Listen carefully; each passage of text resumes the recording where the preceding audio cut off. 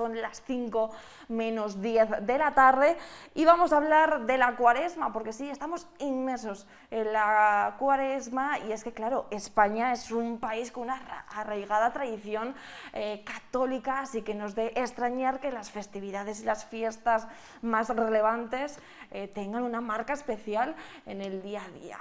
Y si la Cuaresma, pues no es una excepción, porque antes y durante los 40 días que van desde el miércoles de ceniza hasta la Semana Santa, son muchas las tradiciones y las curiosidades que nos deja esta Cuaresma. Y hoy precisamente vamos a hablar con Paco Blanco de todas estas tradiciones. Muy buenas tardes, ¿qué tal? Buenas tardes, encantado.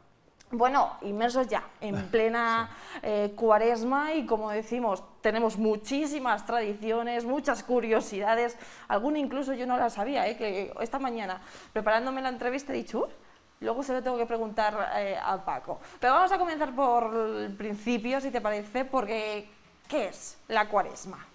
A ver, en una cultura tan cristianizada como la nuestra, la Cuaresma es un periodo que, curiosamente, aunque estamos hablando de fiestas, en teoría es la antifiesta. Ajá. Porque, efectivamente, durante esos 40 días que van, estrictamente empiezan el miércoles de ceniza y terminan el jueves santo, solo que desde el punto de vista popular nosotros entendemos que la Cuaresma termina ya con el domingo de Ramos. Bueno, sea como sea, lo que sí es verdad es que la Cuaresma, por el significado que tiene, es un significado dentro del cristianismo de preparación para la muerte, para la pasión, la muerte y sobre todo la resurrección de Cristo. Y eso significa que el cristiano lo que tiene es que aprovechar este tiempo para prepararse. ¿Y cómo se prepara? Pues disciplinando el cuerpo y el espíritu, purificándose. Así que los comportamientos tienen que ser acordes a ese planteamiento y, aparte de esos comportamientos, específicamente la alimentación. De manera que en la Cuaresma, por ejemplo, estaba impuesto, también hoy, pero esto está mucho más relajado, el ayuno y la abstinencia, que tienen que ver con el comer. La abstinencia es no comer carne, el ayuno es no comer en determinados momentos. Así que nos situamos en ese periodo entre el miércoles de ceniza y vamos a recoger el sentir popular hasta la Semana Santa y bueno, en ese periodo es donde nos vamos a encontrar toda una serie de elementos que tienen conexión con este significado que acabo de comentar. Claro. Además, la Cuaresma viene representada por muchas representaciones, ¿no? La más conocida, esa mujer de 7 piernas, cuéntanos. Sí.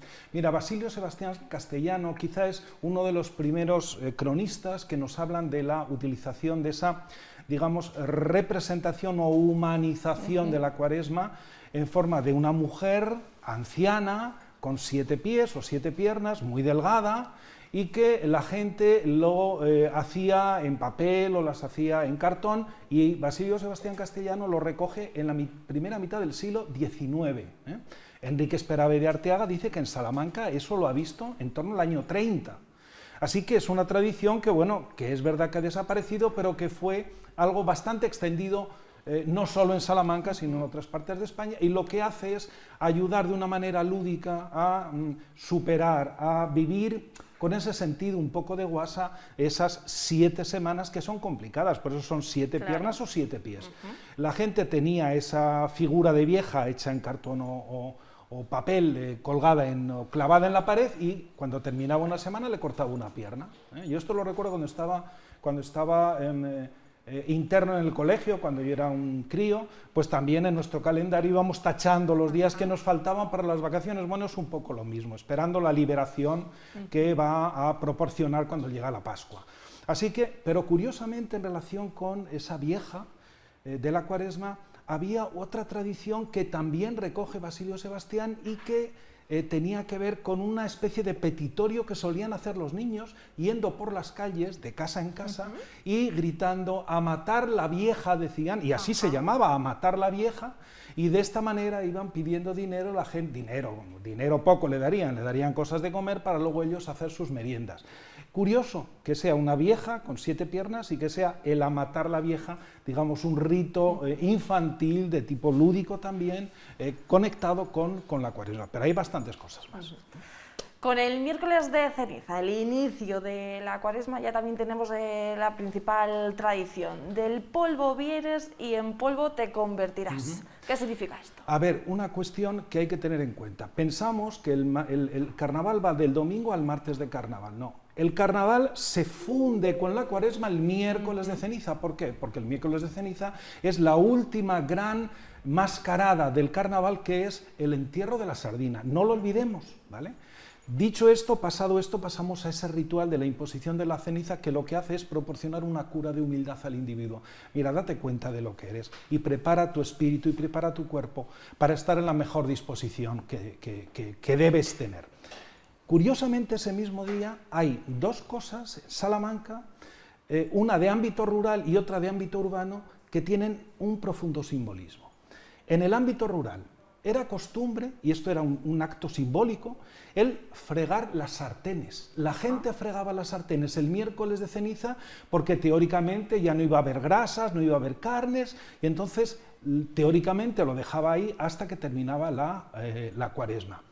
Ese simbolismo nos recuerda a otro que se hacía el día 1 de febrero. El día 1 de febrero, que es la fiesta de Santa Brígida, y que ya va manifestando el final del invierno, era costumbre echar una brasa de la lumbre, echarla en el agua, porque eso representaba el final del invierno. Los días 1 y 2 de febrero tienen un significado en lo que tiene que ver con lo meteorológico. Y aprovecho, si me lo permites, porque yo rompo una lanza en mantener nuestras tradiciones y luchar en contra de las tradiciones foráneas. En los últimos años vemos cómo las televisiones, los periódicos, las radios hablan el día 2 de febrero del Día de la Marmota, ¿vale? Parece que es que no hay otra cosa en el mundo que el Día de la Marmota, que es algo que para conocerlo tenemos que ir a Estados Unidos. Y es que nosotros tenemos un rito de pronóstico meteorológico ese mismo día, el Día de las Candelas. Un rito conectado con la religión, que era que salía la Virgen con la vela encendida en la procesión, y si regresaba con la vela encendida iba a ser un buen año meteorológico. Nosotros no tenemos que sacar de la ura o ver cómo sale o no sale la marmota, si tenemos nuestra propia manera de aproximarnos de una manera quizá simbólica, quizá mágica, al mundo de la meteorología. Entonces, me permito romper esta lanza en favor de una tradición propia, ¿no? Y que no seamos tan torpes de defender lo ajeno y no defender lo nuestro.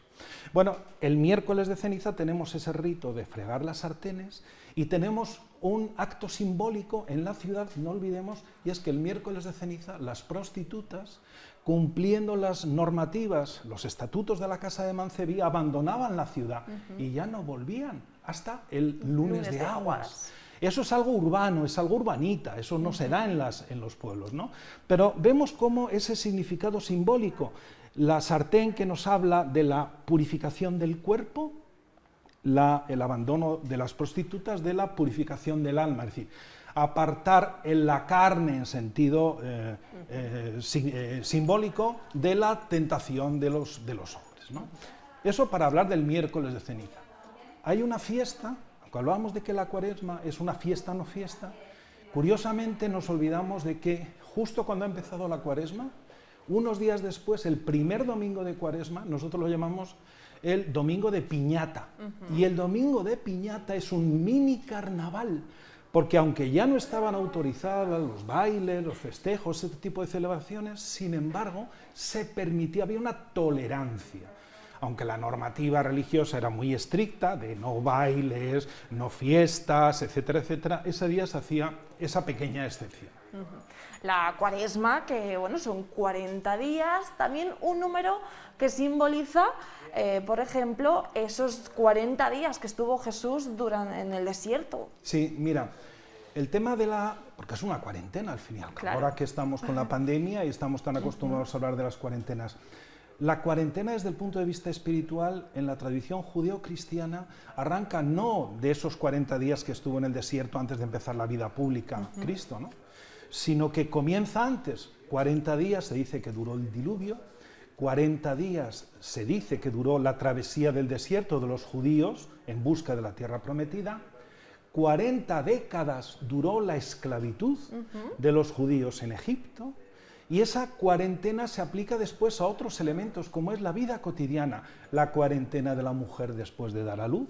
En definitiva, son tiempos pensados para la purificación, para la preparación para algo mejor. Ese es el sentido profundo. Y el color morado, Paco, porque también simboliza mucho, ¿no? Sí. En estos días. Ahí estamos hablando de una cuestión litúrgica. Es decir, los colores tienen un significado dentro de la liturgia. Yo no soy un experto en liturgia católica, pero se entiende que es un color que está asociado, ya el color morado lo vamos a ver todo en los rituales, bueno, aparte de que el altar de la iglesia va a estar vestido de esta manera, de que las ropas que utiliza el sacerdote en la Eucaristía son estos colores, pero es un color que vamos a ver asociado a la Semana Santa, es un color que nos aproxima a la oscuridad. Hay una cuestión muy curiosa que olvidamos a veces y que yo me gusta insistir, porque es verdad que al final de este túnel que es la Cuaresma llega la Semana Santa y nuestra tradición hace un énfasis quizá excesivo en lo que tiene la Semana Santa de celebración del dolor y de la muerte, las procesiones, la gente descalza, las penitencias, las coronas de espinas, todo esto, y nos regodeamos innecesariamente en el dolor, y digo innecesariamente porque es una cultura cristiana, y la cultura cristiana debe mirar a la esperanza de la resurrección, y la resurrección es luz, no es tiniebla, es alegría y no es sufrimiento. Y sin embargo es curioso que en nuestra tradición hay un interés y un esfuerzo singular en nuestras tradiciones en dejarnos llevar por eso, ¿no? Sin mirar tanto hacia la luz de que se representa en el cirio pascual del que se enciende el sábado de gloria, y la luz que representa la resurrección de Cristo. En todo caso, hablábamos del morado, estamos hablando de tonos oscuros que van por ese camino en la búsqueda de la luz última, definitiva y triunfal.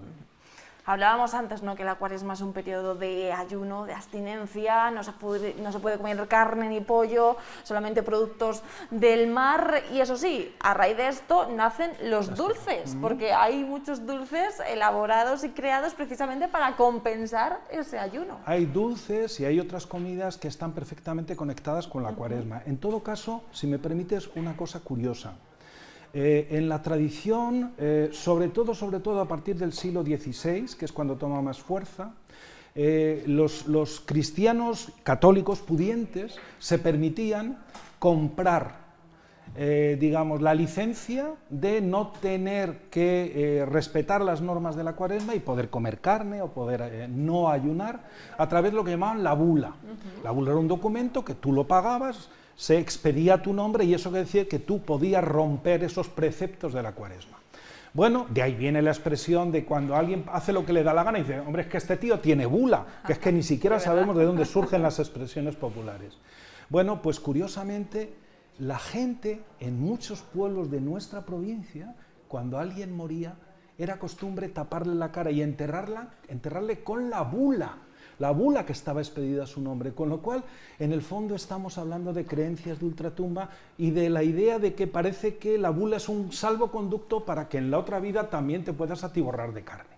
Bueno, dicho esto, que es algo que creo que es interesante conocerlo, todavía en algunas casas la gente guarda esas bulas de antes, hay cierta alimentación pensada de acuerdo a las restricciones de la Cuaresma. Hablabas de los dulces, claro, las torrijas, que son contundentes, los sacatrapos, que también se llaman en algunos sitios engañamaridos, porque es un dulce muy aparente, ¿vale?, pero que luego prácticamente tiene casi aire por dentro, ¿vale? Son fritos y por consiguiente, bueno, tienen, digamos, tienen una cierta contundencia. No olvidemos que también los potajes son propios de la Cuaresma, ¿no? Yo tengo el privilegio de que tengo una amiga, Toñi, que nos hace, pues durante la Cuaresma, es tradición en la familia que ella nos haga el potaje, que lo hace como nadie. Yo no he comido otro potaje igual, sin duda ninguna. Así que desde aquí le mando un beso porque es que se lo merece, lleva años haciéndolo. Pero aparte del potaje de la Cuaresma, por ejemplo, hay un elemento, hablabas del pescado, ¿no? Claro, nuestra cultura rayana con Portugal es una cultura que siempre se ha desenvuelto en torno al bacalao. Así que, por ejemplo, la vieja, esa vieja de siete piernas y 7 pies se representaba con una bacalada de estas secas en la mano. Y es que el bacalao está integrado en la alimentación y en la gastronomía de la Cuaresma.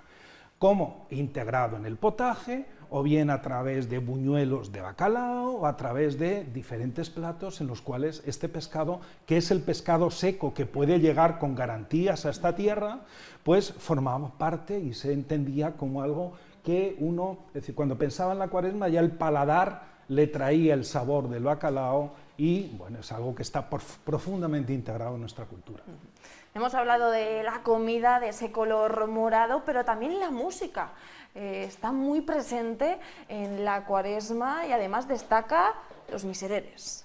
Sí, a ver, el miserere es sobre todo un canto más propio de la Semana Santa, del Viernes Santo. Pero en la Cuaresma sí que tenemos, por ejemplo, las pasiones, los calvarios. Es muy curioso porque cuando hoy escuchamos, por ejemplo, una canción tan popular como la del arado, que va recorriendo 14 piezas del arado romano, piezas que la gente ya no sabe ni lo que son, y pone en comparación esa pieza del arado con un momento, una de las estaciones, un momento de la Pasión de Cristo, estamos ante un tipo de canto popular muy propio precisamente de la Cuaresma, aunque también se interpretaba en la Semana Santa. Así que, más que los misereres, las pasiones y los calvarios son cantos muy propios de la Cuaresma, que después llegan hasta la Semana Santa, porque una costumbre de religiosidad popular muy arraigada eran los Vía Crucis los domingos de Cuaresma. ¿Es verdad? Yo recuerdo una fotografía preciosa de probablemente uno de los mejores fotógrafos de costumbres populares de Salamanca, y ya no digamos de la Sierra de Francia, que se llama Roberto García Sáenz, que es un fotógrafo extraordinario, aparte de una extraordinaria persona. Recuerdo una foto que hizo una vez de un Vía Crucis en las Casas del Conde, que formó parte, era la primera foto de una exposición que hicimos en el Instituto de las Identidades, creo recordar que fue en el año 2010, 2011, precisamente sobre las costumbres previas a la Semana Santa, es decir, durante la Cuaresma, en la propia Semana Santa y luego en la Pascua, ¿no? Una foto preciosa. Pero claro, esas costumbres, esos cantos, es que ya no hay gente.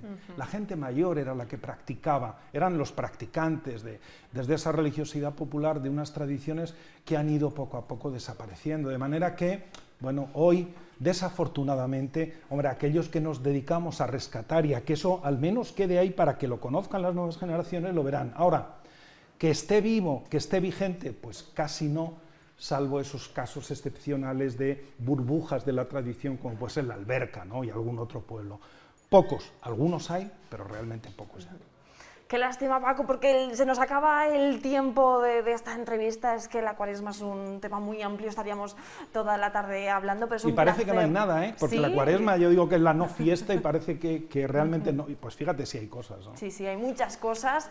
Es un placer siempre escucharte porque siempre aprendemos mucho cada vez que vienes a Chumagas en Salamanca, así que te invitaremos, Yo seguro. Encantado y agradecido porque muchas veces no tenemos los etnógrafos la ocasión de acercar a la gente el mundo de la tradición desde el sentido profundo, ya no solo desde la anécdota de esta costumbre, sino del sentido del porqué de esas costumbres. Y os lo agradezco mucho.